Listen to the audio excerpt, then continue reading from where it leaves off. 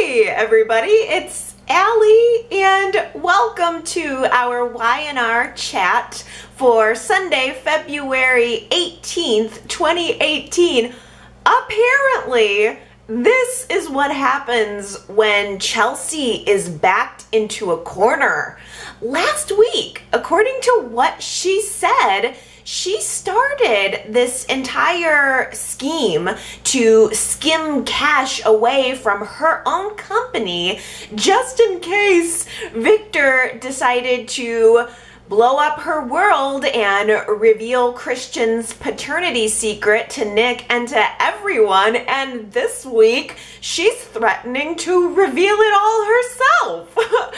Okay, on Monday, Victor issued Chelsea a very stern warning that she needed to get her life on the up and up, or Victor was going to see to it that she spends the rest of her life in prison. And then Victor turns around and tries to cover up Chelsea's mistake, make right what Chelsea has done by offering Lauren a briefcase full of cash.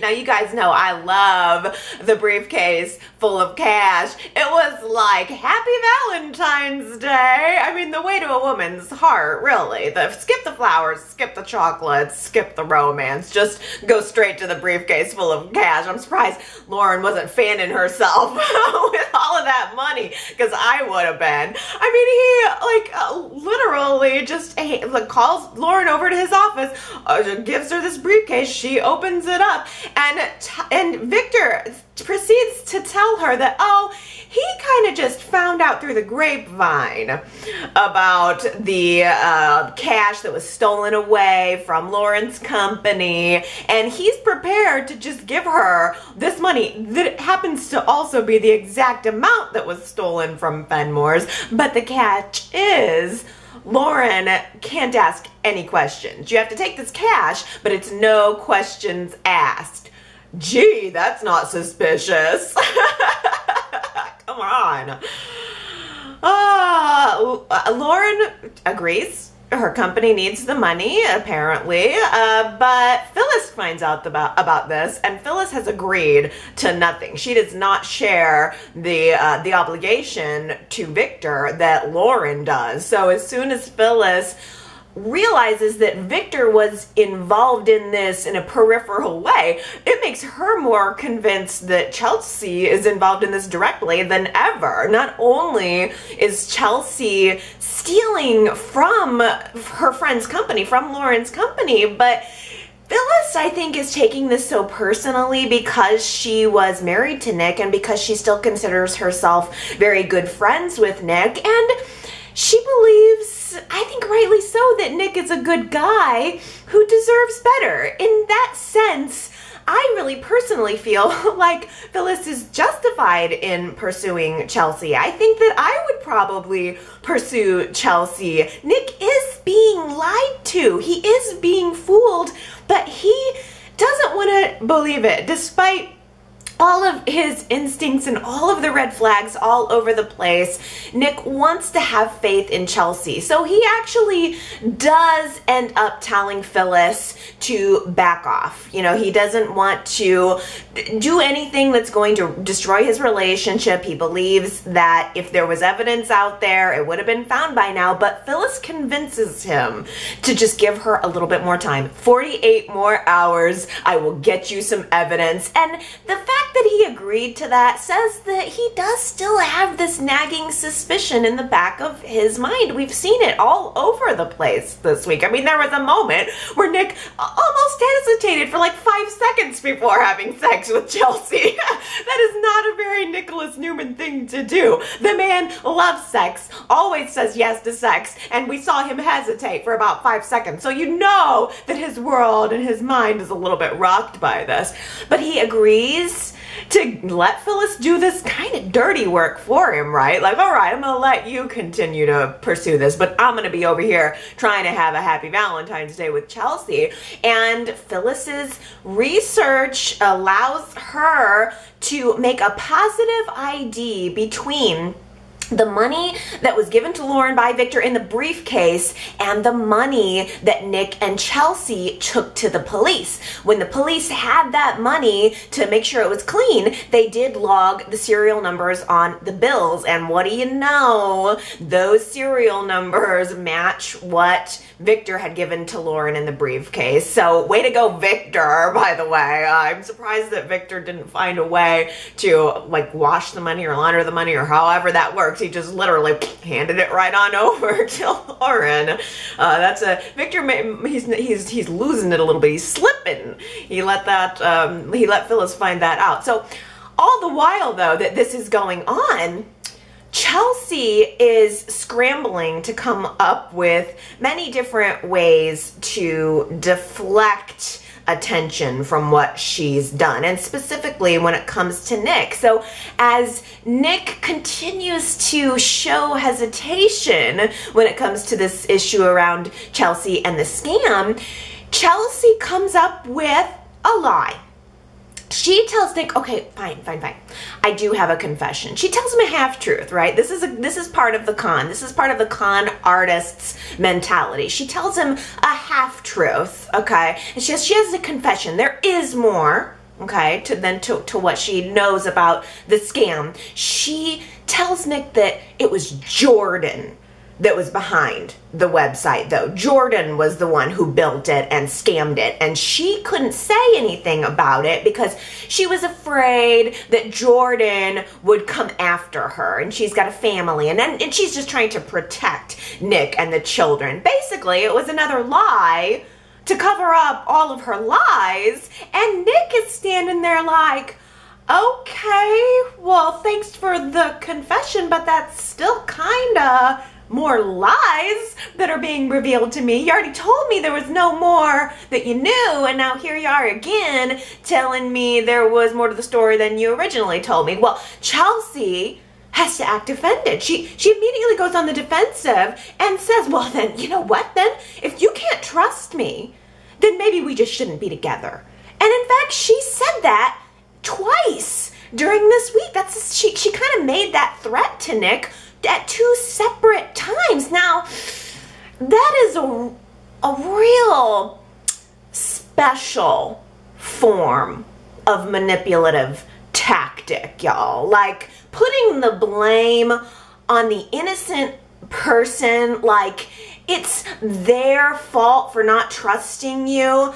That is really, really shady. And when she says, well, then maybe we shouldn't just be together if you don't trust me, Nick, I think, checks himself. Nick doesn't want to be that guy. So he forgives her and then accepts a marriage proposal from her. I'm sorry, but I feel like Chelsea proposing to Nick was just another manipulation. It was just another tactic to cover her tracks. And these are the moments cumulatively that made it really difficult for me personally to root for Chelsea throughout the week. In fact, her proposing to him kind of flipped me altogether into wishing that Chelsea would get busted. I feel really bad about that, but the thing is, I would normally feel really, really sorry for Chelsea with everyone turning on her and not trusting her if I didn't know that she was lying.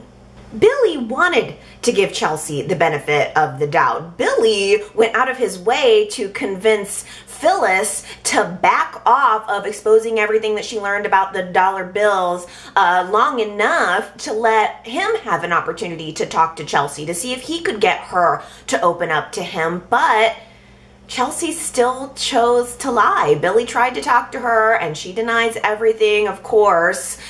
So that was Chelsea's choice, and so Phyllis makes her choice. Phyllis confronts Chelsea with her irrefutable proof about the matching money serial numbers and tells Chelsea that if she doesn't break off this proposal or this engagement with Nick, then Phyllis is going to go to the cops about all of this. Chelsea's going to end up in federal prison over this. So Phyllis is serious at this point. And I think Chelsea knew that she was caught. That was the moment where she stopped denying and started negotiating. She realized that Phyllis is serious. She is not going to be dropping this. And so Chelsea drops her own card. In fact, it's the only card that she has left to play. Chelsea tells Phyllis that if she tells Nick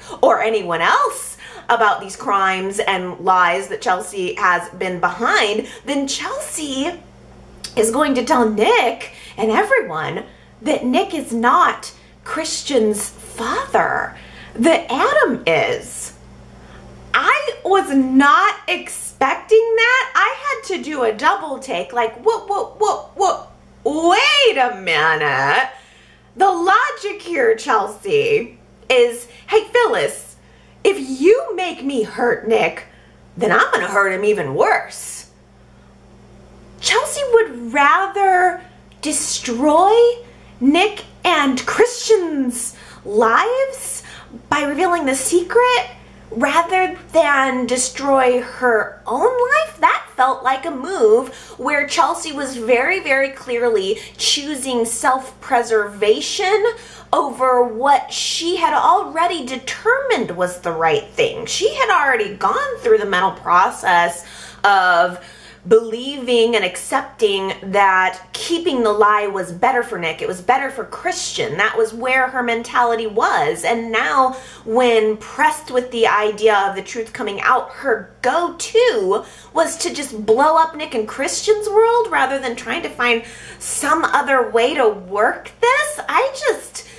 That was very, very surprising to me coming from Chelsea, and I think that she's going to lose this bet. I think it was a big, big mistake to reveal the even bigger secret to Phyllis. I mean, this is betting on the fact that Phyllis is just going to take this information about the paternity, turn around, and decide to keep quiet about that, and I don't think Phyllis will.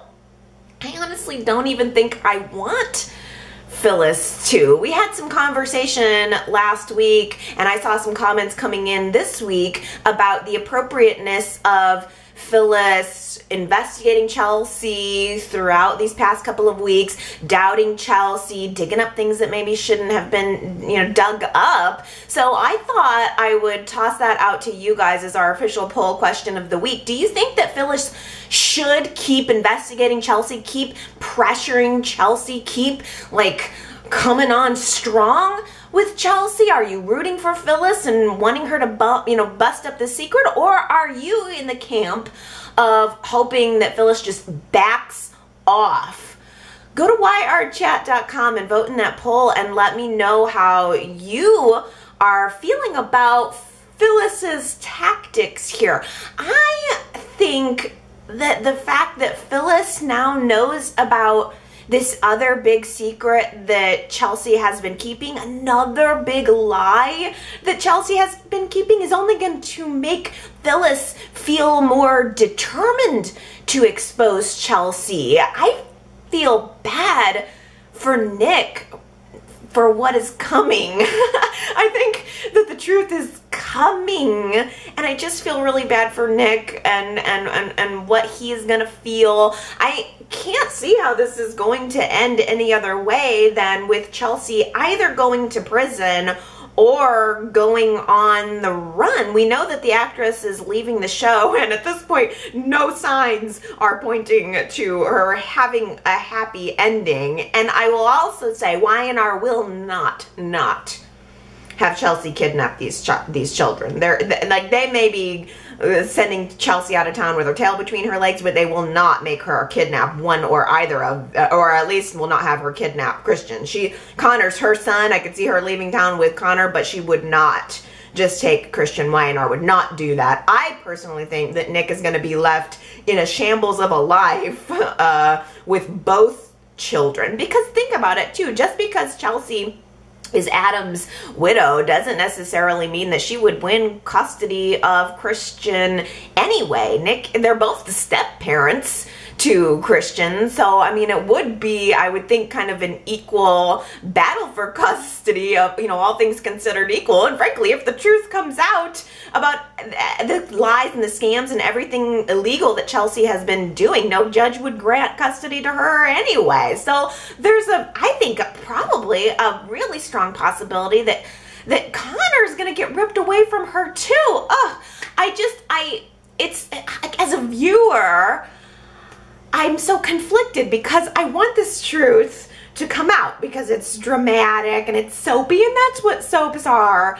largely about, you know, secrets kept and secrets exposed and all of the drama and juicy bits that happen in between. But I was not wanting complete and total decimation of Chelsea's character. So I'm kind of left in this gray area, which ironically, I mean, the gray areas of life are where Chelsea and Adam were always the most comfortable.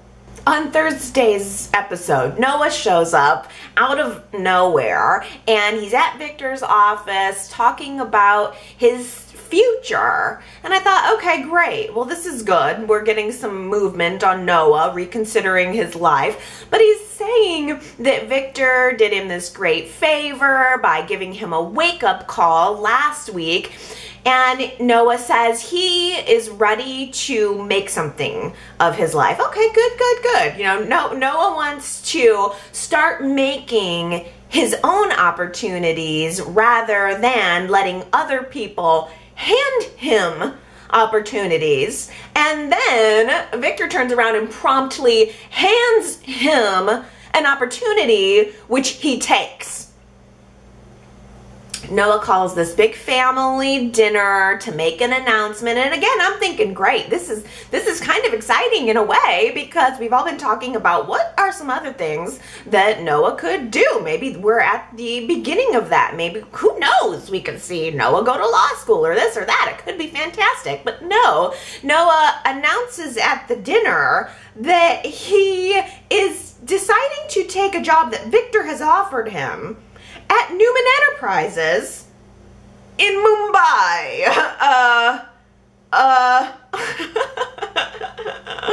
Halfway across the world, and he's leaving tomorrow. So bye. Bye, Noah. Bye. What the heck? What the heck? First of all, how is working for Victor making a path for yourself? How? Second, how is working for Victor, even if it's on another continent, going to be any different for you? How's it going to work out any differently than it did the last time you worked for Victor? And more importantly, tomorrow, you're leaving tomorrow, no notice at all.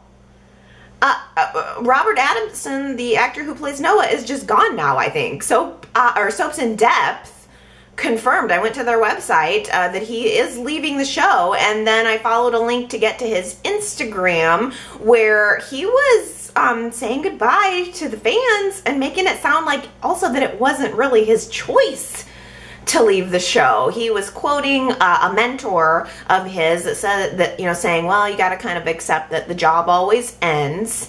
And he was also putting out there that he would like to come back anytime. So that adds up to me as not his decision. And it bugs me because Y&R has always done a horrible job of developing the character of Noah. This is a legacy character with loads of potential. He is the child of one of the most iconic couples in daytime history. I remember when this child was born, and Y&R can't think to do anything with him better than just 10 bar. It's not the actor's fault. It's not the character's fault. It's Y&R's fault. 4 different actors have given us adult iterations of the character of Noah, and if you think about it, none of them have really stuck. None of them have really made it, you know, Y&R's never made it spectacular. And in a lot of ways, it's just like, this is a character that Y&R just seems to refuse to develop into his full potential. Oh, but Faith Faith, the character of Faith, has practically had a leading role on this show. For crying out loud, in the past year, Faith has probably had more lines than Noah. Speaking of characters who never reached their full potential, it's Colleen's birthday this week. It was on Monday, and I just thought that Colleen was such a beautiful, spunky little troublemaker, and I loved her. I was very connected to the character of Colleen, and I was very pleased to see an acknowledgement of her, especially now that JT's back on the show. JT has really been thinking about Colleen a lot throughout this past year, and I was surprised to see that he made the decision to visit Tracy on Colleen's birthday and to acknowledge Tracy and to acknowledge her daughter, and especially since no one else in the family really did anything to help Tracy through this. We saw a scene where Jack realized that he forgot that it was Colleen's birthday. I mean, Tracy's standing there dealing with her grief independently, as she always does, and it dawns on Jack that it was Colleen's birthday and that he forgot. I mean, it made Jack look bad, of course, but at least he realized that he forgot. Ashley was nothing. Ashley was zero. Ashley was nowhere, which I think is even worse. It bothers me now that I'm zeroed in on Tracy, that she does everything for everyone else. She's always there to support everyone else, and no one is ever there to support her, to acknowledge her. She's just an angel. That woman is just an angel. To lose a daughter and then to be able to have a conversation with JT where she is smiling through tears, thinking about life's blessings instead of wallowing in the pain that we know she feels, honoring her daughter by imagining what Colleen's life would have been like today. I was just so impressed with Tracy as usual. I want to see more people like Tracy on Y&R. I want to see more good people on the show, just people who have their heads on straight and that believe in some kind of goodness and who exude that. And like on some level, I just get the feeling that the actress who plays Tracy Beth Maitland is every bit as positive and good as the character is, and I just want more of that. And with the flashbacks that we saw of Colleen and Tracy talking to JT, I cried, I wept, I sat there and just cried. It made me sad. I was, I felt very affectionate toward the character of Colleen. Always, I always liked her. I liked the first actress, Lindsay Fonseca. I don't know how to say her last name, but I liked her very much specifically. But I liked the last actress who played her. I was very affected when she died, and I took it all to heart, of course, because Brad had just died. But again, it was in large part because of the heartfelt performance of Beth Maitland, a mother losing her daughter. Well, but Colleen was a sticking point for Victoria and JT in their relationship. Victoria was always very insecure about Colleen, much in the same way that JT is apparently insecure about Billy. JT doesn't tell Victoria that he was planning to go visit Tracy and to honor Colleen today until Victoria calls him while he's at the Abbott house, and she starts to talk to him, realizes where he was, realizes what day it was, and I'll admit, Victoria was a little bit inappropriate. She's talking on the phone to JT as if it's any other day. You know, even after she finds out that it's Colleen's birthday and where he is, she's talking about work and just being real casual, as always, talking about work, of course, when the tone for JT was much more somber. So I'll admit that was a little inappropriate, but it was more inappropriate for him to just hang up on her, to just refuse to have a conversation. I'm sorry, but if someone is hanging up on me on the phone, if we're having a conversation, I don't care what it is, and you hang up on me, we're done. We're just done. You're not mature enough to have a conversation. You must hit the eject button, and I don't have time for that in my life. I don't care who it is, whether it's a boyfriend or a family member or a friend or whoever it is. I don't got time for it. You don't want to have the conversation, we're done. we're just done. So it just bothers me. It's a pet peeve of mine. It's unacceptable to hang up the phone on someone. And so it bothered me to see JT doing that to her. I mean, of course, it ended up facilitating the first big argument of the week that they ended up having when he returns to the office from visiting Tracy. And they basically end up on the heels of this Colleen thing, airing out all of the insecurities that they have between them, letting their jealousy just hang free and being real open and honest about it. I mean, for two people who are wanting to be together, who are new to being together again, they are making it really unnecessarily hard on themselves. I don't know why. Why are you being jealous? The person Victoria is jealous of is dead, and JT never mentioned boo about being jealous of Billy before. Now all of a sudden he's jealous about that. I mean, at the end result, of course, is them reaffirming their commitment, and then JT says this really haunting line that I wonder if you guys zeroed in on. He looks at Victoria and says, "I'm sorry, you know what? It would kill me if you left me. So it would kill me if you left me."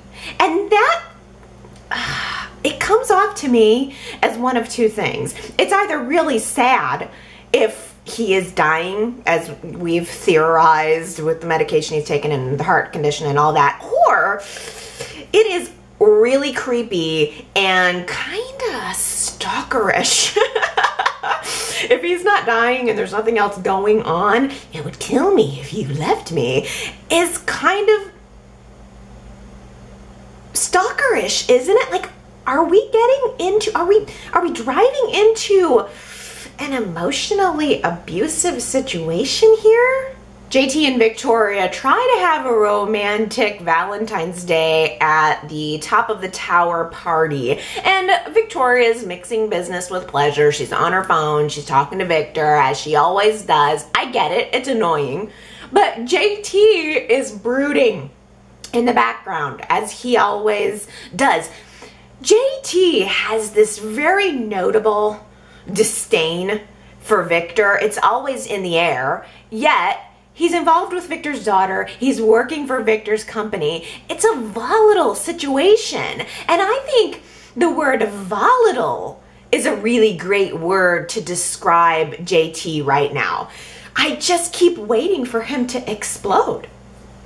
He sees Billy and Victoria dancing at the Valentine's Day party. Again, maybe not the smartest thing for Victoria to do when she should know by now that she has to walk around on eggshells in front of her big baby boyfriend. Hey, Victoria, how's your fun new relationship, by the way? Are you enjoying walking on those eggshells? It sounds like a blast. I get it. I mean, I wouldn't want to see my significant other dancing with somebody else on Valentine's Day, but JT returns to the table, and Victoria follows him, and JT's just sitting there pouting. He actually had, he had the champagne taken away. Like, he goes and sits down, pouts at the table, and says, "Take the champagne away. I am done." He wants to end the evening and go home. The party is over because he's decided. So Victoria said, okay, we'll go home. And when they, "We'll go home, little boy. You ready for your nap time? You ready for bed?" So they go home. And they have the second big argument of the week, where JT makes a scene. He's raising his voice. It's late at night. The kids are upstairs sleeping. He's making a scene saying that he feels like he is second choice to Billy. Like, he's living in Billy's life, raising Billy's kids, and Victoria treats him like he's an outsider. I felt so awful for Victoria, because it felt like she's standing there going, "Okay, how can I fix this?" Like, Victoria's trying to defuse a bomb that makes no sense. Where is all this coming from? I just don't get it. He storms out, and he doesn't come home. This is a big enough of a deal to to him that he storms out and stays out for the entire night, comes crawling back the next morning, and the tone is, yeah, sorry, I was mad. The thing is, and this is a quote, the thought of losing you makes me crazy. Okay, ding, ding, ding, ding, ding. It would kill me if you left me. The thought of losing you makes me crazy. Here we are again, sounding stalkerish. And I think that Victoria is now looking to me more and more like a future victim. This is giving me red flags. Please, please, if anybody out there is in a situation like this, just get out. Just get out. Red flags are everywhere if you allow yourself to go with your gut. And in this situation, sorry, Victoria, maybe you guys are cute, maybe you had something at some point, but red flags are everywhere, for me anyway. But she still forgives him. She still decides to forgive him. It bothers me that all he has to do is kind of say, oh, sorry, babe, didn't mean to hurt you. I only hurt you because I love you so much. It's kind of the vibe that I keep getting. Maybe I'm projecting or something, but it's just, I don't think he's worthy necessarily of her forgiveness. I would kick him out. I would boot him out. It bothers me that he even has Victoria apologizing. At the end of this, she's apologizing for being insensitive by, like dancing with Billy, when JT, he's hanging up on her, he's staying out for the night, like he's refusing to engage in the conversation. He's refusing to be mature, and then she's apologizing for not being mature. I feel like JT is manipulating Victoria in the same way that Chelsea is manipulating Nick. It's mind games, and it bothers me. Oh, I don't know, maybe I'm alone. Maybe. JT had one shining moment of the week, only one. Ashley summoned him for a meeting, and Ashley was kind of trying to use JT as a go-between for making peace with Victoria. Maybe it was sincere. Maybe Ashley is sorry that she came out of the gate so hot at Newman Enterprises and with Victoria. Maybe Ashley does truly want to be the bigger person, and she was trying to reach out to JT hoping he could help smooth some of the edges. But I'm having a hard time trusting Ashley right now, given how hot she came out of the gate. So her olive branch with JT seemed a little insincere to me. As if I kind of almost got the vibe like, if Ashley is manipulating, then maybe she was just hoping that talking to JT would get under Victoria's skin. Like if JT's showing back up, talking to Victoria with any signs of supporting Ashley or being friendly toward Ashley, that would really just kind of ignite more of an infuriation in Victoria. So I was pleased to see JT shut it down. He said to Ashley, I am here to do a job, okay? I am not here to pass notes between you and Victoria.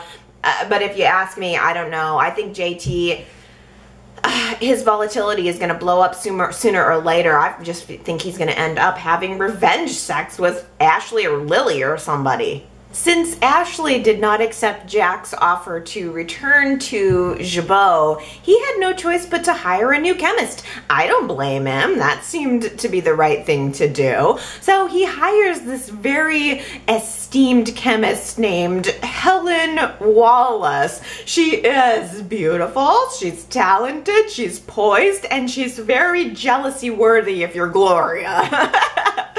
Oh, I love Gloria. It was really nice to see Gloria this week. I don't know what her title is exactly. I would love to know that, but I love the way she was just floating around the office this week in her red cape. She looked beautiful, and I just love the way that Gloria has this undying support for Jack. She just elevates Jack like he hung the moon. It's like she looks up to him, right? And I don't know, I kind of almost wonder if Jack really does remind her of her husband, John. I mean, she was married to John when he died, or they were, at least that was his last relationship. So I wonder if Gloria kind of idealizes John and sees parts of Jack, and his father, or vice versa.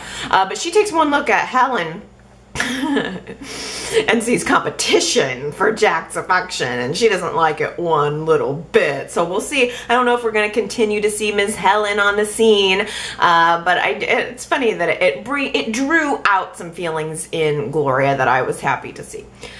Meanwhile, Ashley is at Newman Enterprises. She's like closing big deals that Victoria was not able to close, and making Victoria squirm. I really liked the scene early in the week where Victoria pitches to Victor the idea that Ashley could just be a mole for Jabot, because yeah, it's not even a far-fetched idea, and Victoria is betting on that, of course, now. Come on, I mean, okay, it still astonishes me that Victor would give Ashley a seat on the board, that he would give her all this power. How can Victor even expect that Ashley would have full loyalty to Newman Enterprises when she still maintains a seat on the board at Jabot? She's got a seat on the board of both companies, and Ashley profits when the competition succeeds. So if Jabot does well, she does well. If Newman does well, she does well. But it creates a conflict of interest that I'm surprised Victor would just let go. And when Victoria brings all this up to him, he doesn't buy it. He just wants Ashley there, unequivocally. He's not going to argue about it. He wants to keep Ashley around, probably to continue to feed into Victoria's insecurities. Victoria ends up having a conversation with Billy about what happened at Jabot. Billy doesn't really tell her that much, but Billy tells her enough to give Victoria a sense that Jack would love to have Ashley back at Jabot, and it dawns on Victoria that she and Jack have a mutual interest in that regard. So she approaches Jack with a plan that will oust Ashley from Newman Enterprises, and of course Jack will be waiting there with open arms to take her back to the family company. Victoria hands over these watermarked documents that were Ashley Abbott's, like they must have her name on it, outlining a big acquisition deal. These are Ashley's private legal documents on this big deal, and Victoria takes them and places them right into Jack's hot little hands, and it's essentially creating the illusion that Ashley must have given them to Jack, because how else would he have got them other than the fact that they live together in the same house, and he totally could have stolen them from her briefcase at any point. But never mind that potential backfire. Nobody thought about that. Jack just takes Victoria's lead in all this, although he feels a little bit guilty. He says out loud, "Sorry, Ashley, but it's for your own good." Yeah, because every time you do something for someone's own good, that always actually works out in your favor, doesn't it? I guess the hope is just that Victor will buy it, that Victor will believe that Ashley is working at Newman Enterprises only to plan a coup for Jabot. So, I mean, game on, right? That was Victoria's big move. I'm gonna guess that the majority of people were a little bit happy to see it, because based on last week's poll results where I asked you, Ashley versus Victoria, who are you rooting for? 54%, a pretty slim majority though, were rooting for Victoria. So I'm assuming the majority of you were happy to see it, but that is a pretty close cut. I'd say in a way that's I like it when votes are split real close. That's a signal to me of a good storyline. Like if you guys are that closely split on Ashley Victoria, that must mean that it's effective in some way. I voted in support of Victoria, even though I love Ashley, but the tide seems to have turned a little bit, at least on the surface, because now this week, Victoria seems to be the shady one, while Ashley is supposedly trying to make peace. We saw a scene where Ashley even went out of her way to apologize to Jack for being a little bit shady and snarky toward the new chemist that he hired, and that kind of made me, and probably made made Jack feel a little bit bad for stabbing Ashley in the back again and possibly ruining her reputation too. I got a little bit of a kick out of Billy and Phyllis's Valentine's Day proposal paranoia. Both Phyllis and Billy were independently nervous that the other one was going to end up popping the question on this romantic holiday, but in the end, each of them realizes that they're happy where they are. They don't need to feel pressured to get married, and I totally support that. I love Billy and Phyllis, but I am not having some kind of burning desire to see them get married and have this big wedding ceremony. That's really almost not even the vibe of how they work together. I really like the idea of them just being a little more forward thinking and just enjoying each other's company and not feeling the need to have a ceremony. I mean, you know, it's okay to be a committed couple who enjoys each other and is not married, I think anyway. So instead of a diamond ring, Billy bought Phyllis a car that we will never see ever. We saw the key. And then Phyllis bought Billy an insanely expensive watch that he didn't even take out of the box. Whatever, it's totally cool with me. One note that I couldn't help but notice, Billy and Hilary seem to have a lot more interaction lately, and we speculated last week about a twist that you never know could reveal Billy as Hilary's sperm donor. But what if it's not a twist? What if Billy offers to be Hilary's sperm donor? My jaw just about dropped when I saw the hot guy who sat down at the bar next to Hilary on Friday. I literally stood up, walked over to my screen to get a closer look at this hunky guy, and I said out loud, ooh, that's what I'm talking about, Y&R. Like, if you're gonna not let Devon and Hilary be together, then give me a proper triangle or something, you know. Give me a conflict here. And I was like, give me some more of that guy. Unfortunately, though, he opened his mouth. He is pretty much this man is the perfect representation of the guy who looks good on paper. You know, he's got the Stanford education, he is funny, he's involved in comedies, stand-up comedy and yada yada, but he's insufferable in real life. You know, he's conceited and he's self-consumed and he's presumptuous, and Hilary thinks he looks familiar. She's trying to take a good look at him, realizes that he's one of the sperm donors she looked at, and I just think she died a little inside. Like, oh, this jerk could be the father of my baby. It probably actually did kill the idea of in vitro altogether for her, but it's still not smooth sailing back to Hilary and Devon. You know, it once again, it kills me because Hilary and Devon have such a bond, such a spark, and then every time I think that we're getting somewhere, it's one step forward and two steps back. Devon came to that Valentine's Day party with Simone, who was performing, and she sounded really good, by the way. I liked the song and that she was playing the guitar, and she sounded great, and it was a nice, potentially romantic moment. Devon had asked Hilary if she would save him a dance, which I think came off kind of flirty, and I think Hilary was flattered and enticed by it. So she takes him up on it. She says, you know what, I will take you up on that dance. They're spinning around the dance floor, having some fun, talking, having a good time, and Devon reveals that he's actually there dating Simone. He's brought Simone to this party not only as a performer, but as his date. Ugh. Ugh. That's gross. Like, what are you thinking, Devon? What are you thinking? Why? I felt bad for Hilary, like walking away humiliated, although, again, I do recall her flaunting her relationship with Jordan in Devon's face, so I guess turnabout is fair play, but I don't know, is he playing games? Something about that just did not come off right to me.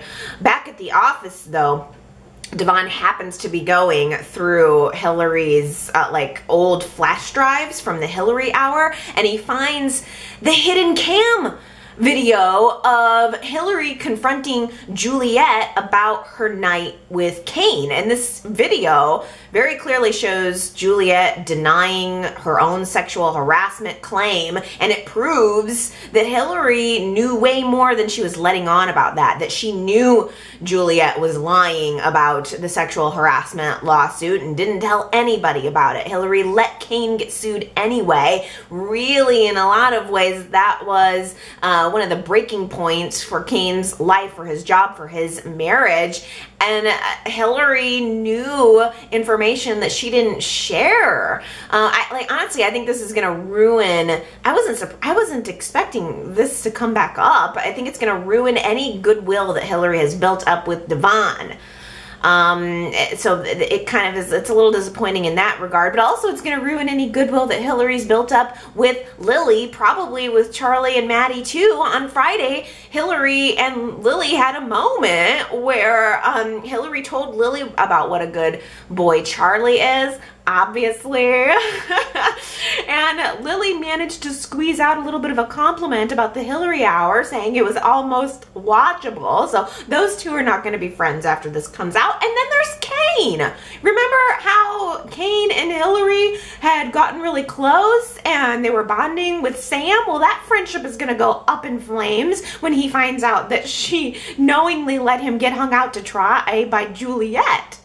I loved the simplicity of Lily and Kane's recommitment ceremony. There was no priest, there were no guests, it was just Lily and Kane and their children, and it was something that was more just about family. You know, a wedding is so much more than what we think of with romance and flowers and just having a party. It's really about the people and the family bonding, and I think that the way the ceremony was presented was very much about that. You know, romance is important, as Nikki was reminding Lily this week. Nikki knows firsthand that being involved in a marriage of convenience is not satisfying, but I don't get the impression that that's Lily and Kane's situation, fortunately. I think that Lily and Kane really have it all. I think they just need to work on tweaking the details. And I want to see a couple who is successful at tweaking those details and making it work. And I loved that the ceremony, it was all about combining the past and the present, the romantic and the functional. And I think that was perfectly represented when Lily brought her dress, her two dresses from the first wedding and the second wedding, to Chelsea. And Chelsea had the genius idea of combining them to create something new. To me, that was a meaningful moment. Well, why don't we just take a quick little opportunity to talk about the fashion for this week, because we had wedding and Valentine's Day and we haven't done our best and worst dressed in a while. So I thought I would toss out there that I really thought my best dressed for the week was Lily and her fused dress. I just loved it. I thought she looked adorable. I thought the earrings she had on and the simple diamond necklace that she had on were simple and perfect, and it was just totally reflective in every way of the scene and the importance of what was going on. It represented the moment perfectly. It was perfect, perfect, perfect. I even thought that Kane, well, of course, you know, I thought this, but I thought he looked good. His black suit, black tie, white shirt, very crisp, very clean. Charlie standing right behind him, looking adorable. Charlie is gonna be such a hunk when he gets older. I hope we get to keep this actor because I just like him. I just like his personality. He's fun and spunky, and I'm looking forward to seeing more of him. We really haven't even seen much of Maddie lately either. She was there on Lily's side in a really pretty pink dress. It almost kind of looked like maybe it had flowers on it, and they actually kind of looked like lilies. I thought Maddie looked really pretty. At the Valentine's Day party, actually, I noticed that the cut of Maddie's dress was very similar to the cut of Chelsea's dress. Chelsea had on kind of like this light pink and fuchsia, like, I don't know what you even call that cut, but it was a really pretty print with like sparkle. It had kind of like gold sparkles embedded in the fabric. The only thing I didn't like was Chelsea's lipstick. That was not right. She had, because the dress was pink with these fuchsia accents, they gave her this dark fuchsia lipstick, and it was too dark. It was too, and it was too dark, and it was too unnatural. Like, it just didn't look right. She was in this pretty pink dress, and then she had these like crazy bold lips. I love a bold lip. That's like my thing, but I mean, it was a little too much for me. Who else? We had Nikki at the Valentine's Day party in black and white. I was sad though to see her and Victor just kind of parting ways at the end of the night. Like, oh yeah, happy Valentine's Day. I'm gonna take a car and go out. And then it's the same thing. They're just living completely separate lives. That was disappointing. But I think my second best dressed of the night was Hilary. I just, I mean, I always love the way she looks, but I just really liked the simplicity of what she was giving us. It was like a well-fitted, solid pink dress with these cute heart earrings, and her hair looked flawless. Her makeup is flawless. I liked where everybody else is wearing red and black and white. We had Hilary in this really pretty pink. Phyllis was also doing the black and red. Phyllis had on like this twisty red and black across the chest dress. It was very Phyllis. She looked good, I guess. The thing that okay, so worst dressed. I feel bad saying this, but I felt like Victoria did not look that great in that roses dress, that red roses dress that JT bought for her. Like, first of all, that dress seemed more like something that Phyllis would wear. Like, it just didn't see, it's not that it was a bad dress, but it just felt like it didn't fit Victoria's personality. Like, Victoria is not a burning passion red rose kind of woman. Like, and it had that exposed bustier. It seemed a little more like revealing than Victoria usually is. And if I think about it, it's kind of the same thing with that other dress that JT bought her, or something. I can't remember, he bought it or whatever, but remember she had on that black dress at the home cocktail party that JT threw, and it was also very revealing. So, like, now that I think about it, I guess the thing about these dresses we're seeing Victoria in is that they seem very nice, but they're just not her. So in a way, it's like, I just feel like Victoria is consistently trying to wear something to be something that she's not. I don't know. Well, anyway, that I tangented.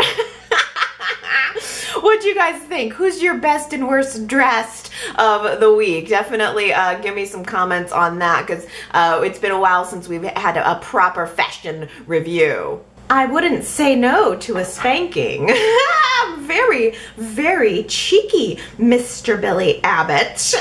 Billy said that line to Phyllis last week. I wouldn't say no to a spanking.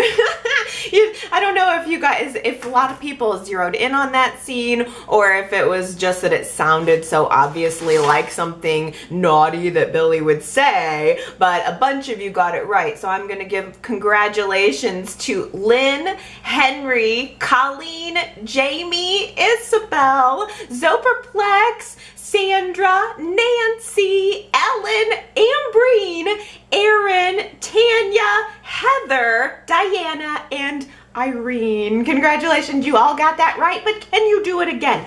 I like this line. I thought it was kind of, I don't know, it sounds like something out of a book, like a storybook. So here you go. Here's our quote for the week.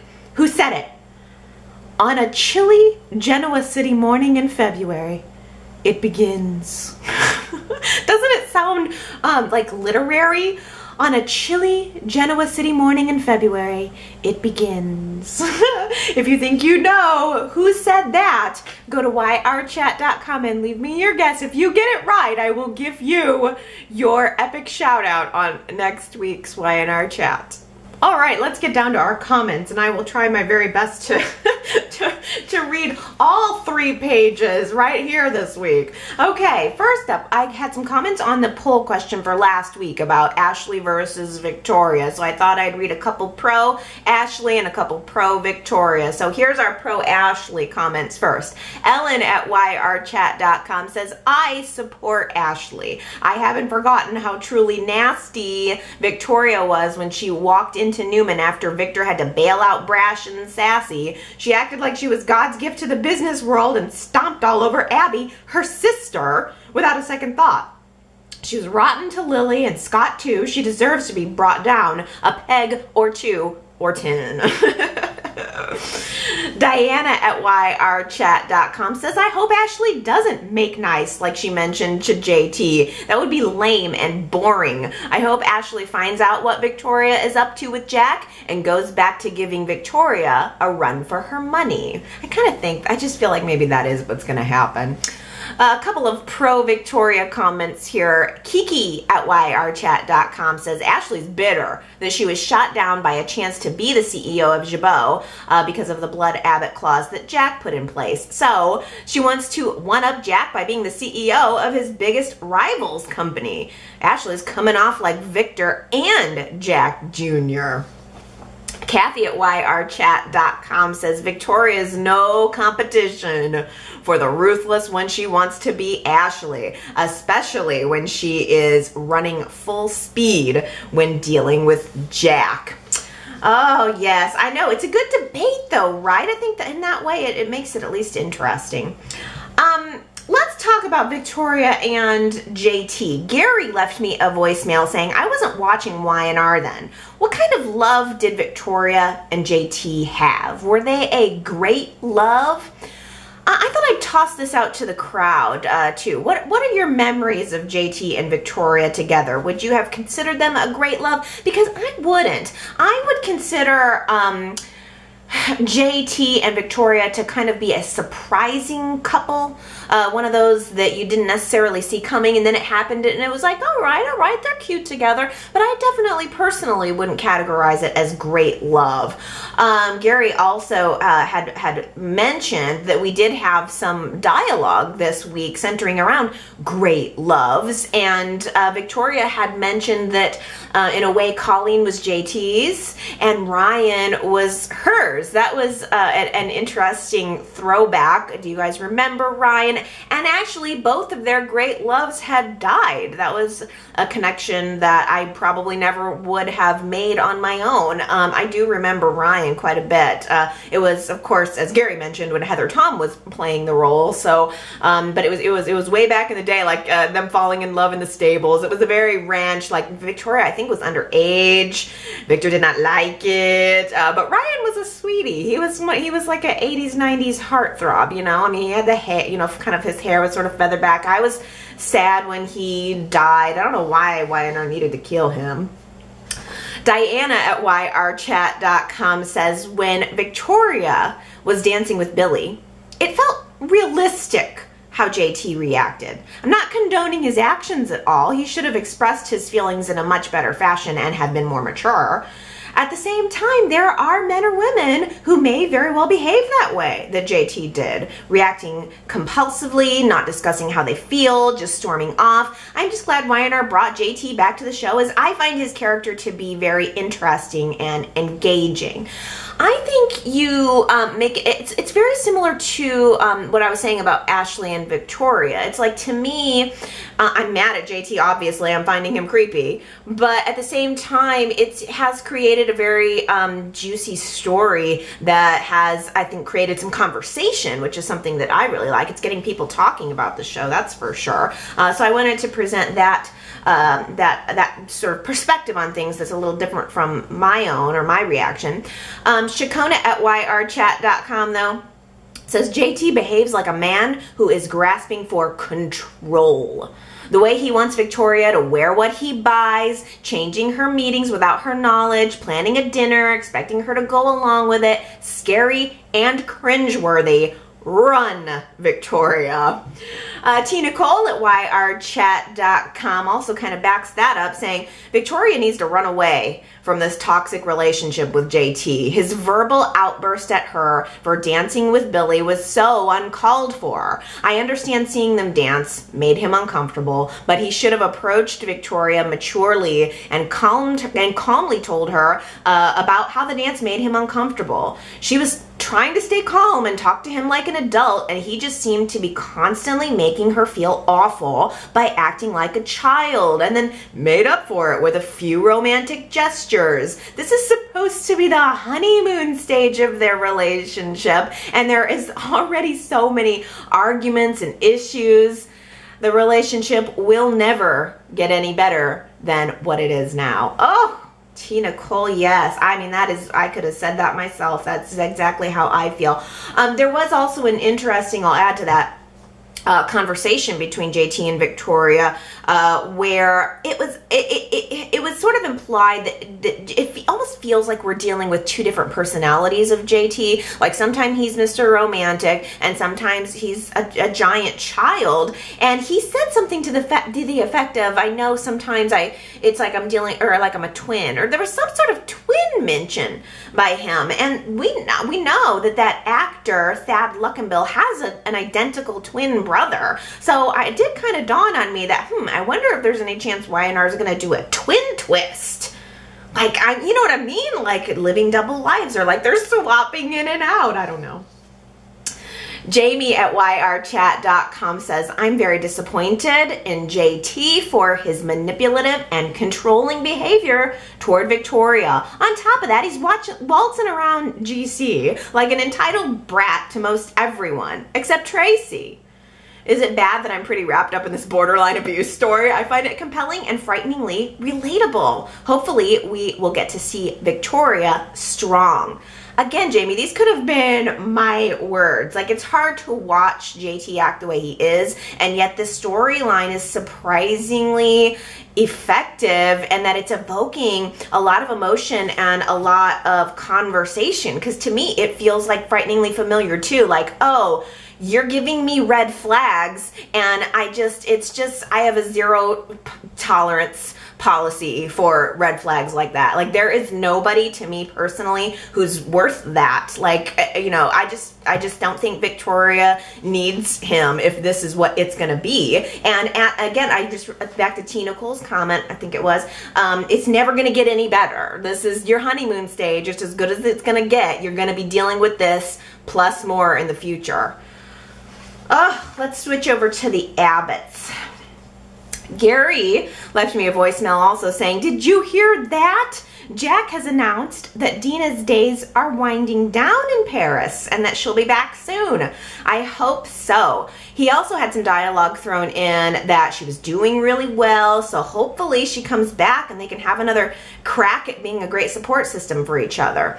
Is Mal going to try to bring Dina back a little more coherent, Gary asks. Well, I certainly hope so too, but it is I did note that Jack did seem to say that Dina was coming back, that she wasn't always going to be in Paris. So maybe that is a little bit of a hint to us. She did say for sure she was going to be back. So maybe. Another interesting note that Gary mentioned was that Tracy said she was going to Paris to live with Dina and to help her, saying that she could write from Paris and do her job from there. And then Tracy was back in Genoa City in 3 days. She's hardly spent any time there whatsoever. Yes. Anna left me a voicemail saying, I'm so happy Tracy's on the show. I just wish she wasn't always crying. Yes, the actress emotes pain. Yes, this is a painful situation, but she doesn't do anything but cry. Yeah, I think Tracy is a character who would be worth bringing on more than just to heal wounds and to cry. I mean, I feel that argument. That's a good argument. I just think there's so many more places we could go with Tracy. Justin left me a voicemail, kind of with a throwback to a couple weeks ago when we were commenting on Jack's purple tie and how it related to Marco. And Justin had a bit of insight on this, that purple is a color for Alzheimer's awareness. And so that might have been the reason why Jack was wearing his purple tie. Justin also says he's open to a recast of Chelsea, specifically casting Allie in the role of Chelsea. What do you think about that? Would I make a good Chelsea? Yeah, I think I was taught, I don't know why, it must just be in my head. I've been like imagining myself on Y&R lately or something, because Gary also had an idea to cast me as Chemo's girlfriend coming back onto the show. I'm a very level-headed, grounded character, maybe with some glasses, looking all smart. Do we have any other ideas of ways that we can cast me into Genoa City? I love it. I love to hear it. Aaron on YouTube says, whoever's writing for Chelsea is doing a good job, because Chelsea's supposed to be a con artist, but she never gave me that vibe. Flash forward years later and she's conning money from Lauren and from her own company. She's lying to Nick very easily and with confidence. She's hiding money and using Adam's grave as a cover-up. She really is a con artist. You know what, if I'm taking over the role of Chelsea, though, I don't know if I'd make a good con artist actress. I don't know. But yeah, she is. It's very effective. Lauren at YRChat.com says, did I miss something? Where did that engagement ring come from? Chelsea proposes to Nick and he happens to have an extra ring lying around, or she bought it for herself and had him give it to her. These people have so many engagement rings. I hope they have some type of file on every woman in Genoa City so no guy gets the same ring once.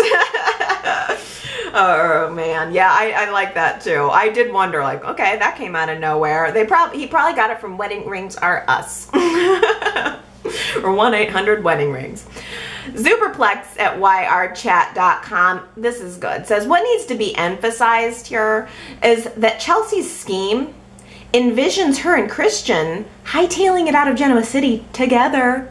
We can be confident that this is the case because her conversation with Christian, a minor who obviously is incapable of comprehending what has been said, was the equivalent of an interior monologue. She made it explicitly clear that it was her relationship with Christian that triggered her actions. Consequently, is Chelsea planning to kidnap Christian? Should Victor follow through with this threat?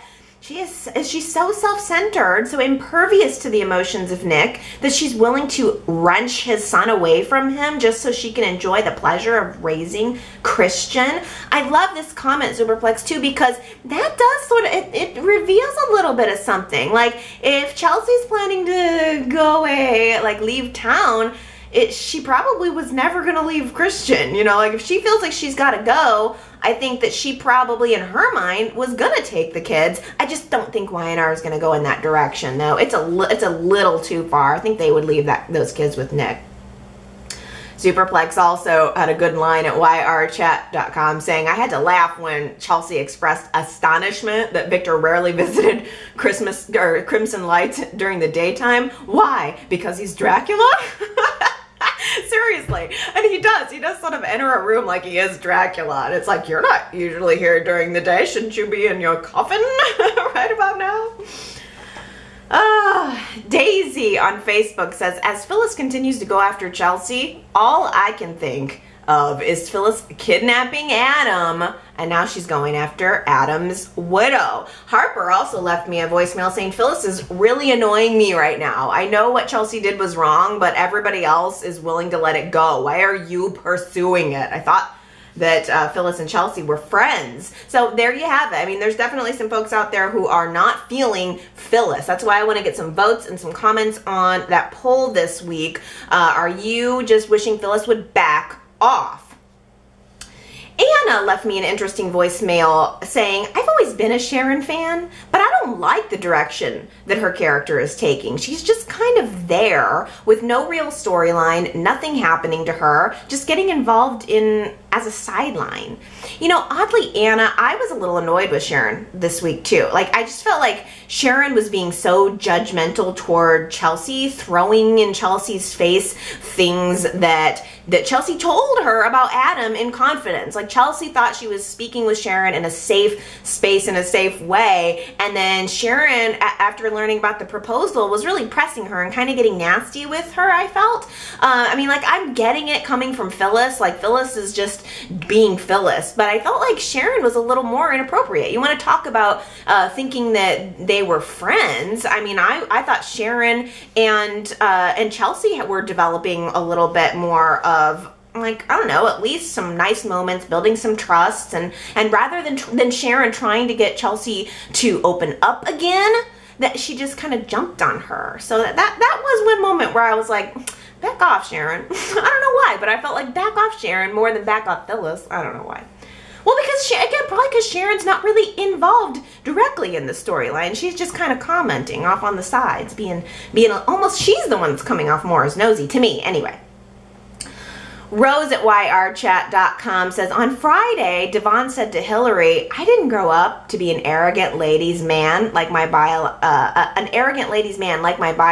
dad. I found that statement hilarious because I spent the entire week thinking how skeezy Devon is because he revealed that his company's new talent was also his Valentine's date. Gross.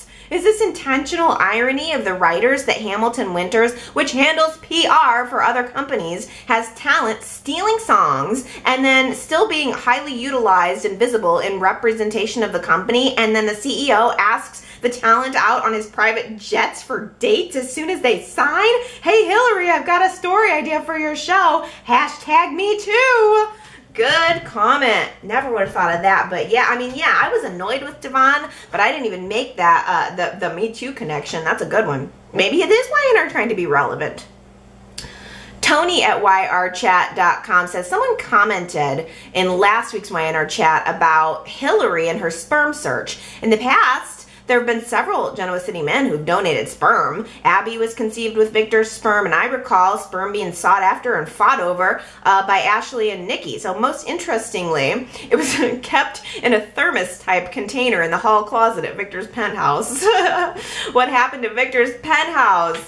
Yeah, I know. There's a couple of different sperms. A couple other people also told me about, Billy's mystery sperm that is floating around out there somewhere. That's what Chloe used to get pregnant, or what she thought maybe she was using to get pregnant with Bella. Also, I thought that was a funny throwback to Victor's penthouse, because wasn't someone mentioning the penthouse just last week or this week? I think the penthouse is Adam's. I think the implication was that, I do remember Victor's old penthouse. Didn't look anything like the penthouses that we've got now. But I think wasn't there an implication earlier in the week that Victor gave that to Adam? I kind of think it's supposed to be the same penthouse, right? I don't know. Maybe you guys can weigh in on that. Mary Ann at yrchat.com is into a Fox drama called 911. So it's on the channel Fox, and the show's called 911. In the pilot, the actress who plays Faith has a role as a Home Alone child, and the most recent episode had both Michael Rourke, who played Travis, and Jessica Collins, who played Avery a while back. I looked that up too. I guess it's a show about first responders, so that's very interesting that they're using a lot of Y&R peeps. It's good to know that Y&R people are at least going on and continuing to work steadily. Anna also had left me a voicemail asking, like, how do I talk to other Y&R Chat fans? And I think I did, like, maybe a couple years ago, have the website set up so that you could direct message each other, but it became very, very difficult to manage very, very quickly. So I repurposed the website, and it really is more of a blog now. But if you hear a comment that you want to respond to, like when I read comments, if you hear one and you want to respond to somebody directly, you can still go to the blog, read through the comments, and there's a little reply button there that you can reply to someone else, another chatter directly. I just don't have like the actual like messaging system installed on the website. I need probably to like reimagine the website and do some more things with it, but it ends up taking so much time. Like I'm always like, I want to do this or that, or have a forum and let you guys initiate things, but then I got to moderate it, and that is the whole thing, because people come in, crazy Y&R fans come in that are like not cool, leaving rude comments, and it's like then I gotta remove that crap because I don't want it in my space. I don't want negativity. Like, I don't want some, you know, people coming on just to complain about, like, I don't know, stupid stuff. So, or I mean, complaining's fine. I don't mean to give the impression, but it's like, I do still get a lot of comments that are like, I don't know, just negative, you know, like, think what you want, but be, you know, loving of the show. That's my only requirement, is I want to know that you love the show. Like, don't come on and say I hate it and I'm gonna stop watching it. Like, put that somewhere else. There's plenty of other places. But anyway, I know that's not what you were saying, Anna. But I know I need to do more with the website. Actually, Ellen left me a comment at yrchat.com saying, Allie, if you ever find the time, it would be great to have a thumbs up or a smiley face emoji or some other way to quickly acknowledge your photo captions each week. You crack me up. Your one-liners are so good. I'd like to be able to let you know I've enjoyed your efforts each week. It's a fun feature and a light-hearted look at some of the crazy things that happen during the week. We need a way to give you a shout out, a props, kudos, congrats, bravo, and a thank you. Well, thank you. You just did it, Ellen. That actually really kind of perks me up because sometimes I'm doing the captions and I'm like, are these funny? I'll like grab a screenshot and I'll try to come up with something funny to say underneath it, and then sometimes I'm like, I don't know if I'm very good at these. Superplex also goes in there and captions those photos, and a lot of times is way more funny than me. So it's good to get the positive feedback. Thank you so very much. I really appreciate it, because it's like sometimes I do get the negative stuff too. Like, I get people giving me thumbs downs a lot and saying not everything everybody gives me is positive. I'll just say that. So it is good to get the positive reinforcement. I appreciate it. So thank you. Okay, everybody, it is time for me to fly. YRChat.com, though, is your place to shine, so please feel free to go there, leave some comments. You can go to the social networking places from there. All the links are there. The voicemail is 309-588-4569. Your comments and your feedback really do mean a lot to me, so I hope that you keep leaving them.